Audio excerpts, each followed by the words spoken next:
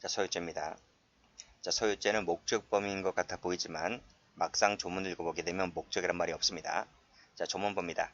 다중이 집합해서 폭행, 협박, 손괴를 하면 소유죄가 됩니다.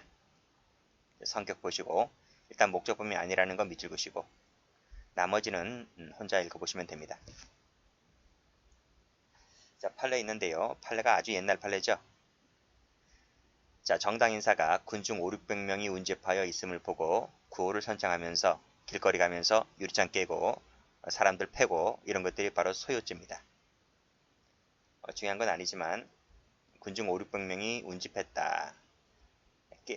손괴하고 폭행을 했다. 이러한 것 자체가 소유가 되는 거예요. 자, 그 밑에도 수십 명의 군중과 함께 그렇죠? 이 군중이 있고요. 구호를 외치면서 거리를 진행하죠. 그리고 폭행, 협박, 손괴를 하면 자 보세요. 수십 명의 군중이 길거리 가면서 폭행, 협박, 손괴가 이제 소유죄가 되는 겁니다. 그런데 그냥 갔어요. 정치적 구호를 외치며 갔잖아요. 그치? 근데 그 당시에는 포고령 위반죄가 있었습니다. 한시법으로. 이 포고령 위반죄가 뭐냐면 이 정치 행위, 즉 정치지 목적의 시위를 금지시키는 거야. 근데 이 사람들이 지금 정치적 구호를 외치며 갔잖아요. 이것이 바로 뭐가 된다? 요게 포고령 위반을 했다는 겁니다. 그냥 갔냐고요?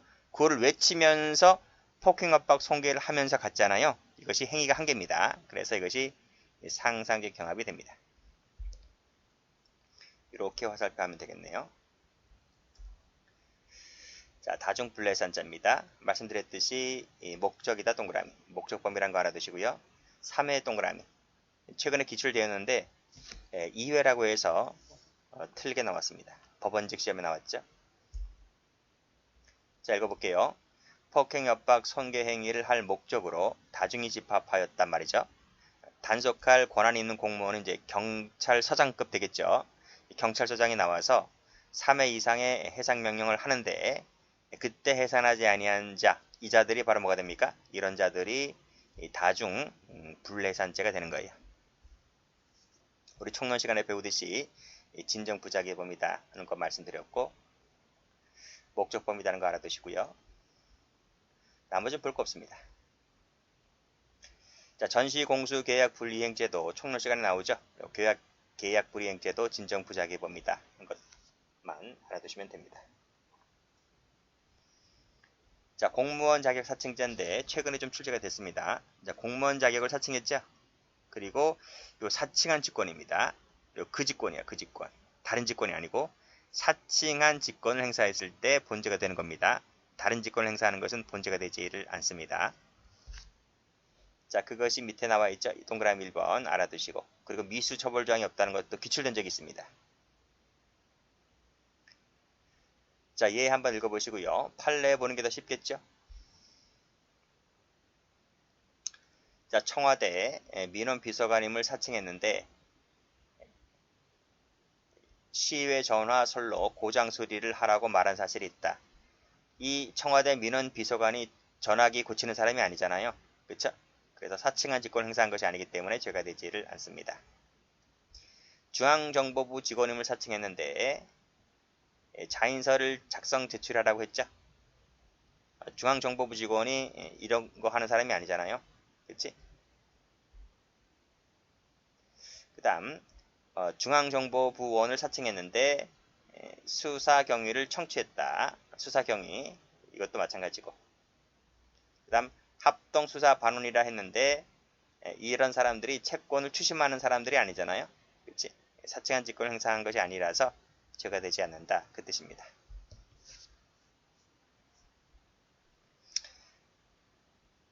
자, 두 번째 폭발물에 관한 죄를 좀 보도록 합니다. 자, 폭발물에 관한 죄는 어떤 죄들이 있는지 노트를 펴봅니다. 조문이 딸랑색입니다. 폭발물 사용죄가 있고 그쵸? 전시 폭발물 사용죄가 있고 마지막에 이제 제조, 수입, 수출, 수수, 소수죄가 있는데 이건 몰라도 됩니다. 그쵸? 몰라도 된다. 자, 여기서 폭발물 사용죄, 폭발물 사용죄죠? 여기 두 가지가. 그치? 이 두 가지는 예비 음모 선동죄를 처벌하는 조항이 있습니다. 예비음모 선동. 하나, 둘, 세 개인데 개인적 법익이든 국가적 법익이든 사회적 법익이든 예비음모 선동 요 세 가지를 처벌하는 죄가 유일무이입니다. 폭발물죄가 유일하단 말이죠. 그렇죠? 예비음모는 많이 있죠. 예비음모 선동 선전도 좀 됩니다. 그런데 예비음모 선동 요 세 가지를 처벌하는 죄는 딸랑 하나입니다. 그리고 그 중에서 요 예비음모죄 있죠. 예비음모죄는 자수하면 필요적입니다. 필요적 감면이 있다는 것도 알아두시고, 자, 그 정도면 됩니다. 자, 교재 오면 나머지 건 보시고 여기 2번입니다. 요 폭발물 사용죄 있죠. 전시든 아니든 전시든 평시든 예비음모 선동을 처벌한다는 거 기출입니다. 자, 폭발물 사용죄 읽어보시고 조문은요. 자, 사실관계에 있는데 판결유지부터 보시면 폭발물이 뭐라고요? 폭발물이란 위험을 초래할 수 있을 정도의 강한 파괴력을 가진 게 폭발물입니다. 강한 파괴력이 어떤 것이 있을까요? 폭탄, 슈리탄, 다이너마이트 생각하시면 됩니다. 자, 그러면 이 사실관계를 보고 과연 이 사실관계 이 휴대용 부탄가스라 그랬는데 휴대용 부탄가스통이 폭탄, 슈리탄, 다이너마이트 같은 겁니까? 를 염두에 두고 읽어보시면 됩니다. 근데 결론이 뭐냐면 휴대용 부탄가스통은 폭탄, 슈리탄이 아니라는 거예요. 왜 그러냐면 자, 이 친구가 지금 강남 고속버스 터미널 물품 보관함에 이 부탄가스들을 집어넣었는데 부탄가스 이렇게 생겼잖아요. 이렇게 생겼죠, 그쵸? 근데 이 부탄가스를 어디다 넣었냐면 꽃병에다 넣었나봐요. 그치? 여기 보시면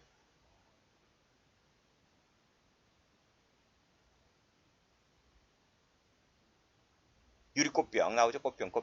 그래서 꽃병이 이렇게 생겼잖아요. 이렇게 생긴 거예요. 이렇게 생겼는데 꽃병이 움직이지 못하도록 이렇게 진흙으로 이렇게 꽃병을 고정시킨 거예요. 그리고 그 상태에서 이제 물품 보관함에 집어넣었단 말이죠. 그리고 나서 이제 뭐 타이머 가동시켰겠죠? 째깍 했는데 탕 터졌는데 폭발력이 그다지 크지 않았습니다. 그래서 그을음만 생겼을 뿐이다. 그을음. 찌그러지거나 손상되지는 않았다. 그냥 그을음이 나올 정도였기 때문에 다이너마이트 터지는 것처럼 건물이 흔들릴 정도처럼 건물이 흔들렸다고 한다면 이것도 뭐 폭발물이 될 수가 있었겠죠. 그치? 사제 폭탄 같은 경우. 그치? 근데 뭐 그릇만 나왔기 때문에 그자지 강한 파괴는 아니었기 때문에 폭발물은 아니고 여기 폭발성이 있는 물건이라 했는데 이런 건 뭐 시험에 나오지 않으니까요. 폭발물이 아니다. 이 정도만 알고 계시면 됩니다. 됐나요? 그렇게 보시고 폭발성 있는 물건 갖고 장난치진 않아요. 폭발물이냐 아니냐 그것만 장난칩니다.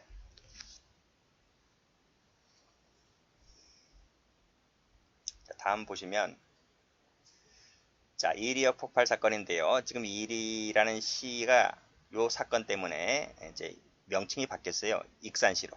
그러니까 익산시 이전에 바로 이리시였죠. 전북 이리. 그 폭발 사건이었는데 부작위 범을 때 이 판에 배울 거예요. 여기서 보시면 폭약 나와 있네. 폭약은 폭발물이다 이거예요. 그쵸? 올라가 보시면 화약 호송 책임자 갑은 폭약을 호송하던 중 촛불을 켜놓은 채 잠자다가 터져버리죠. 터져버립니다. 라고 했을 때 요 폭약이 폭발물일 수 있다는 겁니다. 뭐 답은 부작위에 따른 폭발물 파열자라 했는데 폭발물 파열자가 개정이 됐어요. 옛날에 개정이 되어서 지금은 폭발물 사용죄로 바뀌게 됩니다. 뭐 이것이 부작위인지 아닌지는 총론 시간에서 설명하는 부분이라서 총론 강의 들으시면 되고요. 어쨌든 여기서는 폭약이 폭발물이다 이렇게 보시면 됩니다. 자, 마지막으로 볼 것이 이제 여기 예비음모 나와 있죠. 예비음모 선동 말씀드렸고 예비음모 같은 경우에는 자수하면 필요적 감면이 있다는 것도 말씀드렸습니다. 나머지는 됐고요. 여기까지 합니다.